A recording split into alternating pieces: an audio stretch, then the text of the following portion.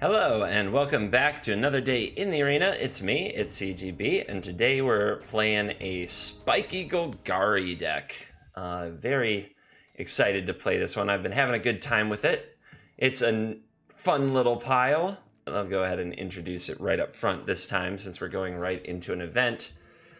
It's got, well, a lot of 4-ofs in the Explorer package because the red out there was getting like close, not as bad as last year with Bomat Courier and Hazaret, but let's just say lots of risk factor going on out there in the meta, lots of Goblin Chain Whirlers. So we got the Explorer package with Wildgrowth Walker, Merfolk Branchwalker, Seekers Squire, and Jadelight Ranger. These are also exceptional against green, which is the other most popular aggro deck at the moment that I've been running into. So the Explorer package is sort of the early game engine that gets us to our later game, because in later game we unlock a big old box of tools. We got some big box of tools going on. To keep troublesome things away, we have Assassin's Trophy, and then our toolbox includes cards like Plaguecrafter, Thrashing Brontodon, Ravenous Chupacabra, Golgari Findbroker, a Vraska, a Vivien, another Vraska, a Molderhulk, and an Izoni Thousand-Eyed. And to get those back over and over and over, we have a Memorial to Folly, 4 copies of the card Find, and the 3 Findbrokers, which I introduced. And basically, we find the thing that the opponent hates the most, and we make it keep happening. And I've been having a really good time of just grinding the opponent to dust over many, many turns with this. What we're not running, this isn't a full-on graveyard deck. It is a mild, like kind of almost afterthought synergy that goes on with the graveyard to make our top end better. But we fill the graveyard just by being the Explorer creature deck and throwing out all these Explorer creatures and seeing them die. So we don't need to run cards like Stitcher's Supplier and Glowspore Shaman necessarily to have a nice healthy graveyard by the time we find our 1 copy of Izoni or Molderhulk. And then over here we have Finality. This is the card right here that I think puts it all together. If you are against control, or if you are at about an equal board state, the Find side getting back your best creatures or creatures that act like spells like Chupa and Bronto is just great. If you are in the late game, getting back a killer like Molderhulk or Thousand Eye can be game over. And the Finality side lets us switch into a control deck mode and sweep the board if we need to, keeping those token decks and other various decks that go super wide at bay. Merfolk in particular doesn't like Finality much. They really don't like it. I'll just leave it there. Let's get back to the event and let's start the games. If you're wondering what the 1-0 is next to it, I started keeping a tally of how many times I've played it to 7 wins in a constructed queue. We had a pretty legendary stream last night where the final game was against blue-white control. I think both players were down to 10 cards in their deck, but Golgari persevered. And the 7th win was mine.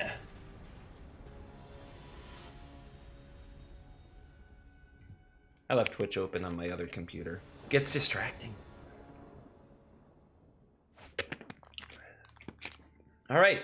Well, we got a Squire, a Ranger, and a Find, and that's usually about what you want.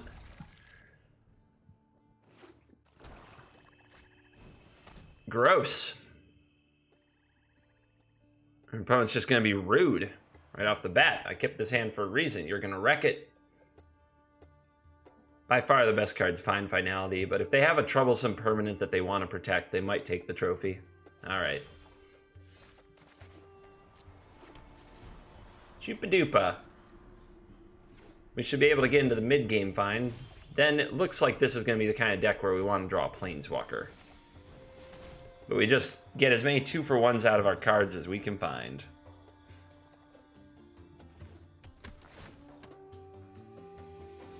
Top card is... well, Squire's dead. That's life. Library. Yes, please. Ooh, no land. Let's see if they have another removal spell for this Jadelight Ranger. Even if they do, we'll probably refind them. Graveyard for now. graveyard for now. We might end up finding those later. And there's the cast down.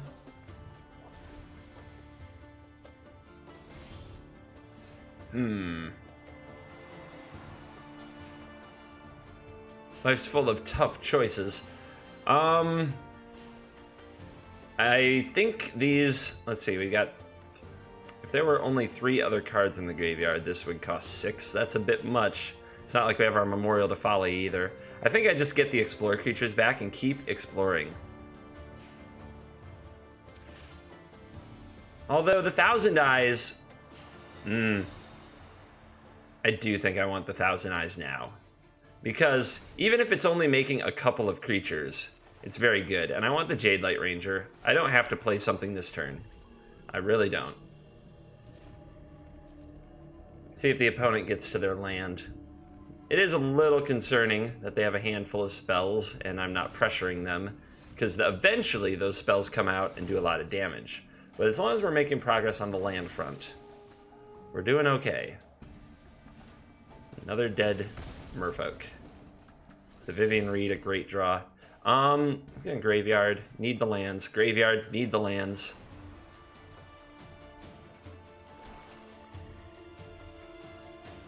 Our opponent found their 3rd land. Do they have a creature of any kind? No, it's a Bloodfast. Alright. And we found a land. And it's a Planeswalker. Goodbye, Bloodfast. Beasts are much more... I've lost so much already. I won't lose more. We could tick Vivien up and try to get our next land for Izoni, but I'm confident we'll get to that eventually anyway. Whereas Bloodfast, letting the opponent draw more cards to keep up with us, is something that I must be opposed to. I must battle back against that. So, Branchy, what you got? There's our land. Told you we'd get there. I think I'll play out another Chupacabra too. Maybe our opponent will play some kind of a sweeper, although in the face of Thousand Eyes, that's not very good. We might regret that later, but I do feel like I need to do more damage to my opponent. Opponent's going to take the damage. So we could play Thousand Eyes, but if Thousand Eye dies, and our opponent has a sweeper, like a Fiery Cannonade or Golden Demise, then it's like I did nothing. So I think it's best if I say, your turn. We'll just beat the opponent down for a few turns. Make them respect our little dorks.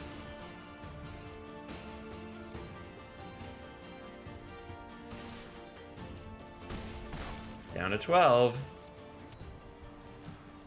We're also getting to where we can play Izoni and draw some cards. There's a Blood Operative, sure. And exile a card from the graveyard. That's annoying. Wonder if our opponent uses any Surveil. What's they target? The Hulk? Yep. Too bad. So sad. But let's Chupa it and keep attacking and keep holding on to Izoni. Remember, opponent knows about this. We found it a while back.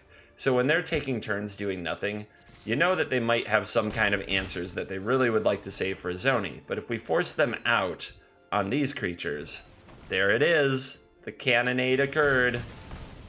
I had a feeling such a thing. If our opponent, say, lightning struck Izoni and then cannonaded the board, it would have been a tragedy. We'd have had nothing. But now, our opponent will have to have another cannonade, and they're going to have to still lightning strike Izoni on a different turn, and we're going to get to draw a card and gain a life. So, a much better transaction. But the opponent doesn't draw another cannonade. The game is over.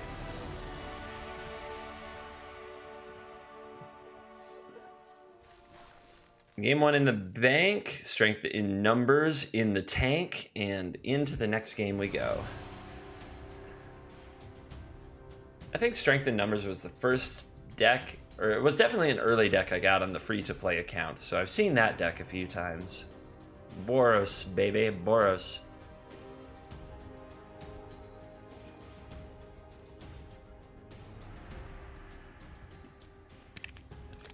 I love that there's a color, Mythic Orange. Did Magic do that? That's just a Magic thing, right?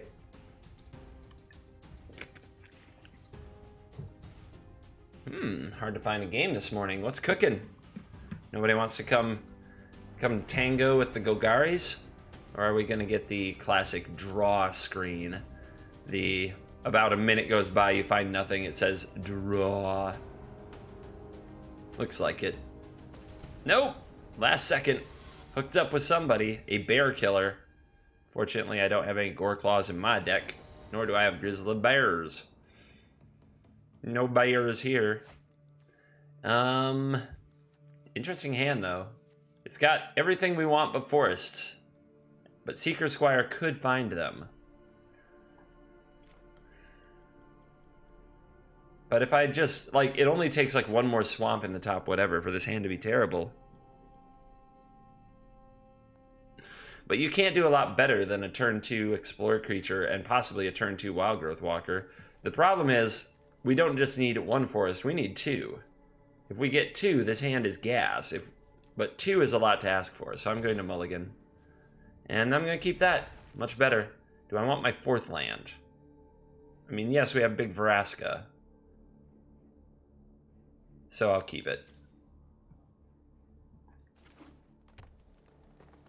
Elves. Always elves. Oh! Never elves.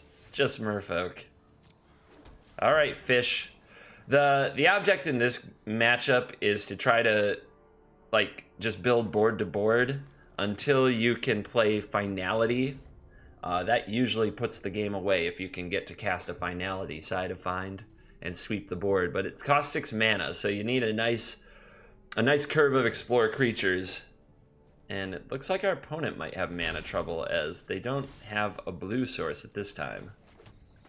Alright, we've got enough land. I only need one more to go all the way to Vraska, so let's find some spells. Grr. This is getting flood scary, and I'm regretting keeping that land on top. With the amount of Explore creatures in the deck, you can usually, like, you can expect to hit a lot of land drops. But still, if you don't, this deck, like many other decks, just falls behind so quickly. Oh, you sweet child of summer. You sweet child of summer. Plaguecrafter is so excited to see you. Oh my gosh. Alright. Don't tilt, CGB. Don't tilt. Dan? That's my real name. The name my mama gave me, Dan. Don't tilt.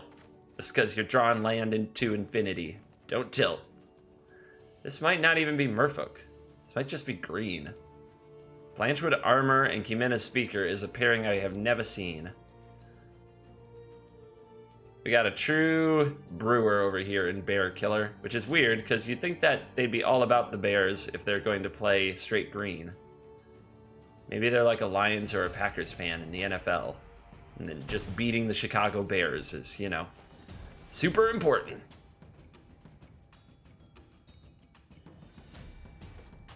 I will drop a Bronto. I think they have a Titanic Growth. An instant that can target any creature. Pretty clear. Whoa. Whoa, whoa, whoa, whoa. That is Flash. Just snap that one off, I guess. Alright. Then I won't attack. I would have, I think, easily walked right into a snapping sailback, but our opponent didn't take the tutorial. Doesn't know how Flash works. Oh come now.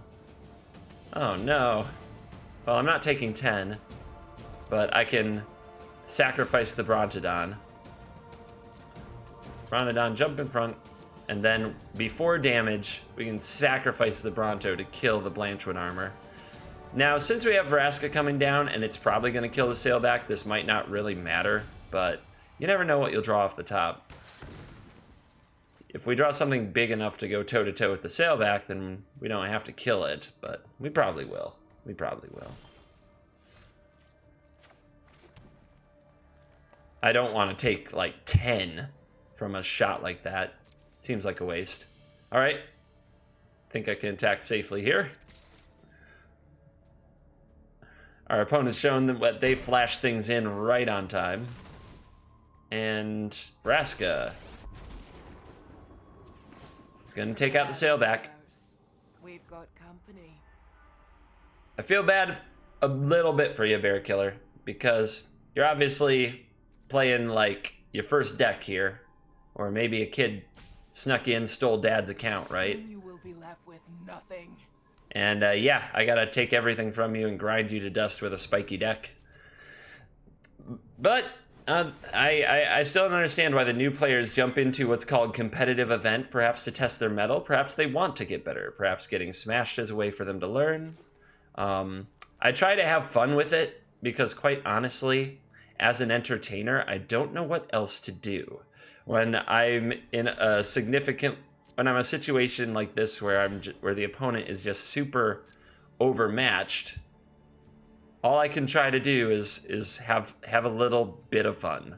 All right, we drew Find Finality. That's very good. We can pump the Vraska.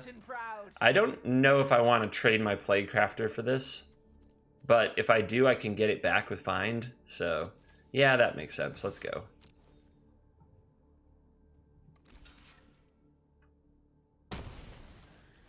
All right, I'm going to play the Jadelight Ranger first. Scheduled downtime in 60 minutes. In 30 minutes, you'll no longer be able to create games or log in. I gotta hustle. Oh no. Is this a new thing? They're just going to do this all the time? I can graveyard that safely. I have answers to stuff now. And we'll play this. Is this going to be a Thursday thing? Do I have to record all my stuff Wednesday night? And we'll get back you. And we'll get back you. And our opponent's at 13, so I'll pitch the treasure. I don't foresee needing that much mana on too many turns in the future. Drop the Bronto, say go. And now, my deck isn't exactly the fastest. I gotta hustle. Ooh, the Mammoth. Right in the face of the Plaguecrafter. One more card. Is it a playable one? It appears it is. And rah-rah.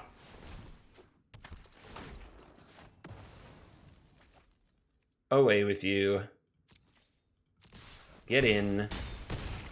Make a pirate. Crew, attack at will. Play a land, say go. And what more could the Bear Killer have?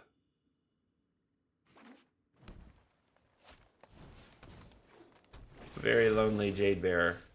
Trying to team up with another Merfolk. Well, I'll make their decisions easier. I'll destroy all that you hold precious. Oh, Vraska, you're so mean. She's not doing it, everybody. Or I'm not the one bullying the children. It's Vraska. Vraska's doing it. Vraska's doing it. It's her fault. She's so cruel.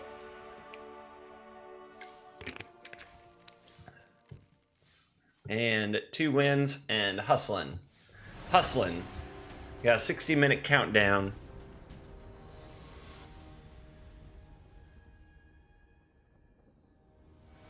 And I may or may not get to finish.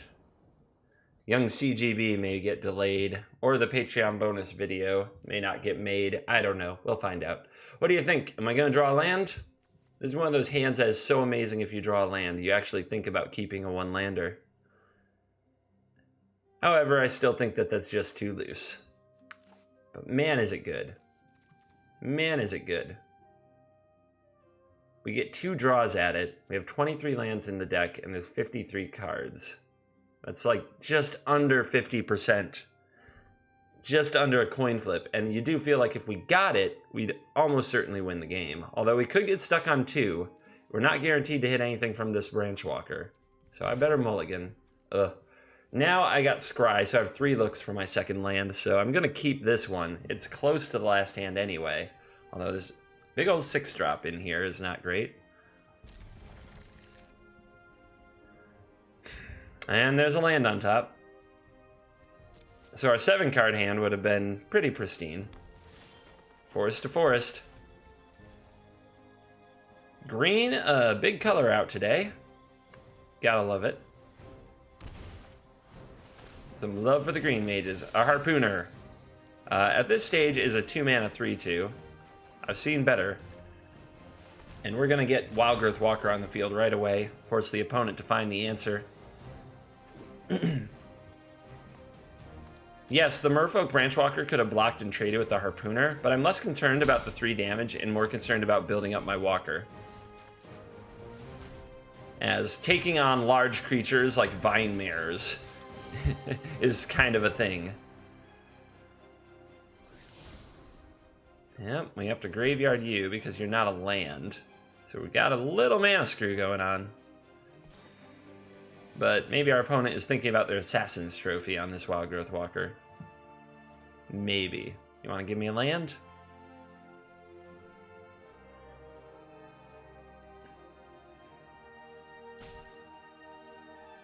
Had an awesome game yesterday against Red where my Wildgrowth Walker had 8 counters on it. That's 24 life. But the Red deck was like casting multiple risk factors in Flame of Keld. I'm actually going to hold it back. And because of that, like I was still between 1 and 10 life, like every turn over like what felt like forever, but was probably about 10 turns of like, I play an Explorer creature, I go back up to 7 or 9. My opponent plays risk factor and some burn spell, and my life total falls off again. It was brutal. Ooh, the swamp is not what we needed there. What am I gonna do? I think I'll attack with my Branchwalker. Let's see what the opponent has for this. They might be a little stuck here too. We might have a staring match going on.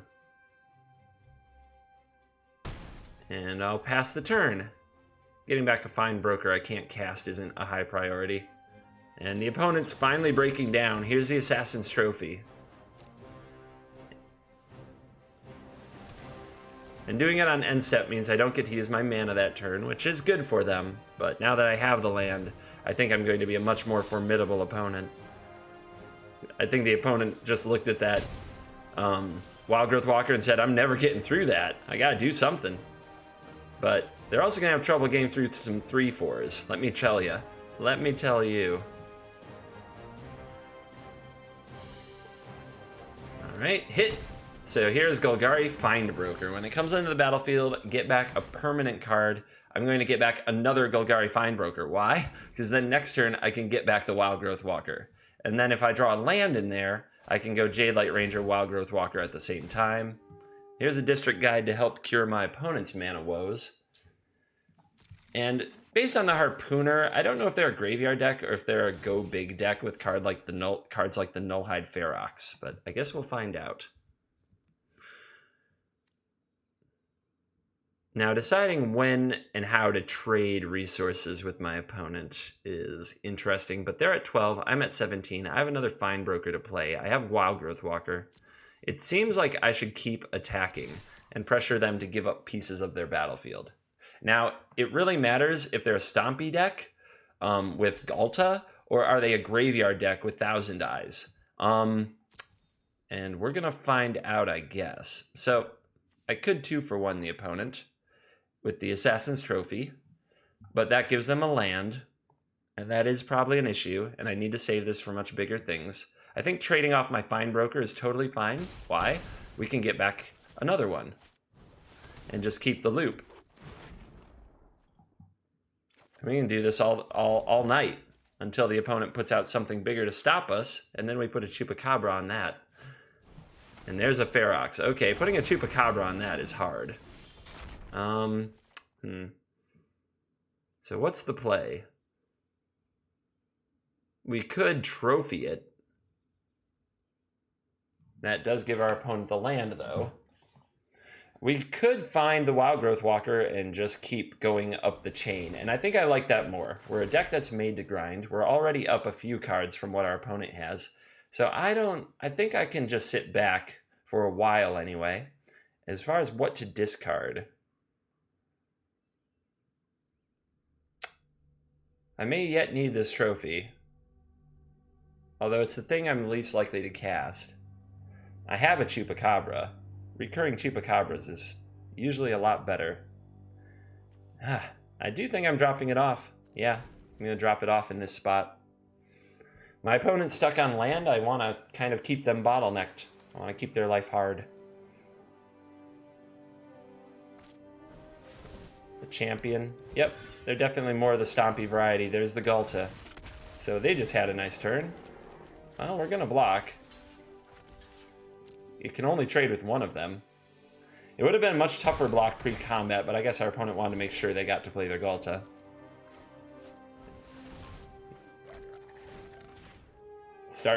start eating up their creatures. I'm actually really happy to see that they are a stompy deck, because those are the type of decks that the Explorer can often grind into dust. Another Galt is very good and gonna make me regret discarding that trophy, but I think I can find a way to fight it. Opponent can't kill both. They cannot kill both. And if they give me another trophy, I might be able to get to Vraska. All right, there's a land. So now to fight Ghalta, we have to build a gigantic Wildgrowth Walker.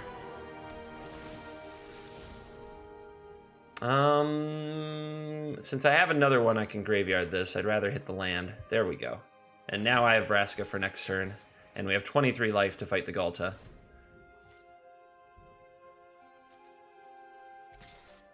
Yep, no blocks.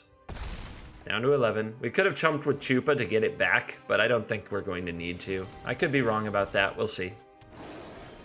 I don't think that that's going to be necessary. Here's Vraska. Vraska likes Ghalta. My mission, I'm sorry.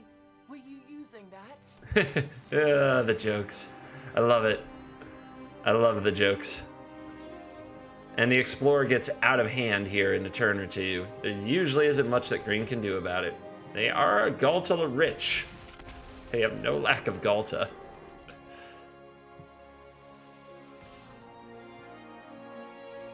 Eh? Eh? Going face? Alright.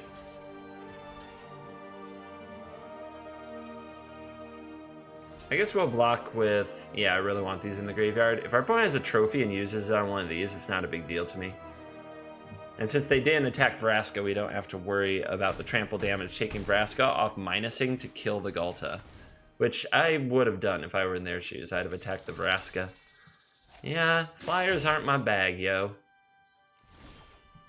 Another Finality. Alright. Do I need to kill this? If we play another Wildgrowth Walker and a Jadelight Ranger and a Seekers Squire, that's 6 and 4, 8 and 6. That's 16 toughness and just a ton of life. I think that is fine. That should get me through.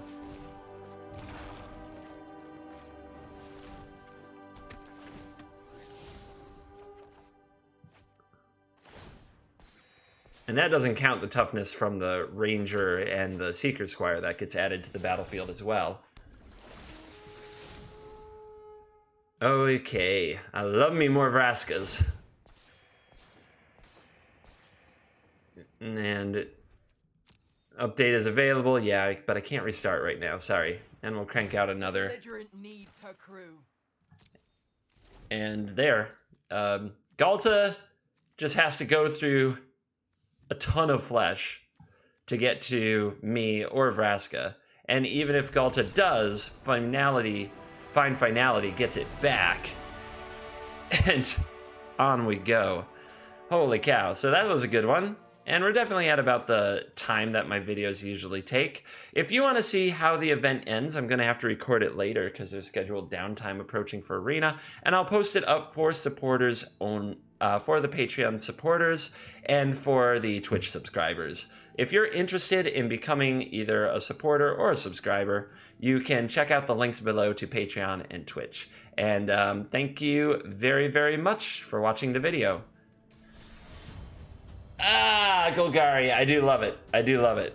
I love all the pieces of the toolbox. It's been making me very happy after I had a really hard time building it for about a week and a half. I took some instruction from some other people, but this list is not a copy that I've seen online per se. The Explorer package plus a bunch of the little pieces I like. All the Golgari decks are close to similar, and you can adjust as you want to, but I really like how I have this one.